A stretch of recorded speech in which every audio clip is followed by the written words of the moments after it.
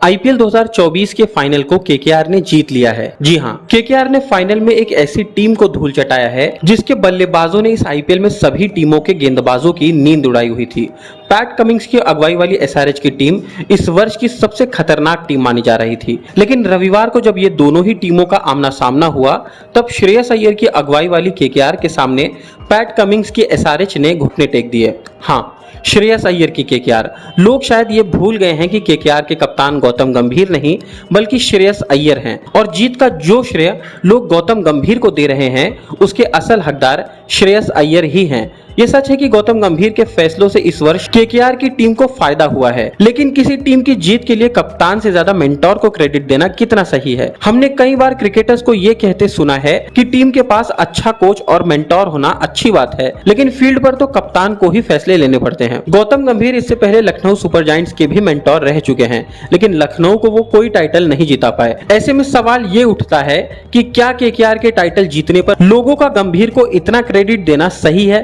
क्योंकि गंभीर की मौजूदगी से टीम को अगर इतना फर्क पड़ता है तो लखनऊ की टीम उनकी मेंटोरशिप में चैंपियन क्यों नहीं बन सकी? आईपीएल के 17 साल के इतिहास में कभी किसी टीम के टाइटल जीतने पर किसी मेंटोर की इतनी तारीफ नहीं हुई है जितनी केकेआर के जीतने के बाद गौतम गंभीर की हो रही है। फाइनल मैच खेले जाने से पहले PAT coming versus Shreyas Iyer से ज्यादा पैट कमिंग वर्सेस गौतम गंभीर की खबर ज्यादा सुर्खियों में थी, लेकिन इसमें दोष गौतम गंभीर का नहीं, शायद श्रेयस अय्यर की किस्मत का है। अनसंग हीरो क्या होता है इसका सबसे बड़ा उदाहरण इस आईपीएल में श्रेयस अय्यर को देखने के बाद एहसास होता है।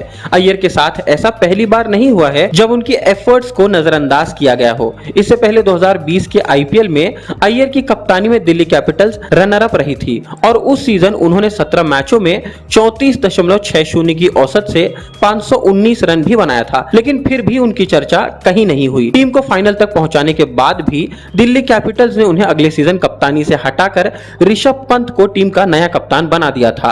2020 में श्रेयस अय्यर से जो कसर रह गई थी उसे उन्होंने आखिरकार 2024 में पूरा कर दिया। अपनी कप्तानी में श्रेयस अय्यर ने केकेआर के 10 साल बाद टाइटल जीतने के सूखे को खत्म किया, लेकिन दुख की बात यह है कि केकेआर को टाइटल जिताने के बावजूद जीत का सेहरा गौतम गंभीर के सिर पर रखा जा रहा है। श्रेयस अय्यर ने इस सीजन अपने आप को हर कसौटी पर साबित किया है। उन्होंने केकेआर जैसी टीम को जो पिछले 2 सीजन से प्लेऑफ में क्वालिफाई नहीं कर पा रही थी उसे 10 साल बाद आईपीएल का खिताब जिताया। जब जहां मौका मिला उन्होंने बल्ले से भी योगदान दिया, लेकिन इसके बावजूद आज इस खिलाड़ी की कोई बात नहीं कर रहा है। जो एसआरएच इस आईपीएल में दूसरी टीमों के लिए काल बनी हुई थी वो श्रेयस अय्यर की टीम के सामने भीगी बिल्ली बनी नजर आई। इस आईपीएल में एसआरएच और केकेआर का सामना 3 बार हुआ और तीनों ही बार बाजी केकेआर ने मारी। इस सीजन श्रेयस अय्यर ने 14 मुकाबलों में 39 की औसत से 351 रन बनाया। एसआरएच के खिलाफ पहले क्वालिफायर मुकाबले में श्रेयस अय्यर ने 24 गेंदों पर 58 रन की तूफानी पारी खेलकर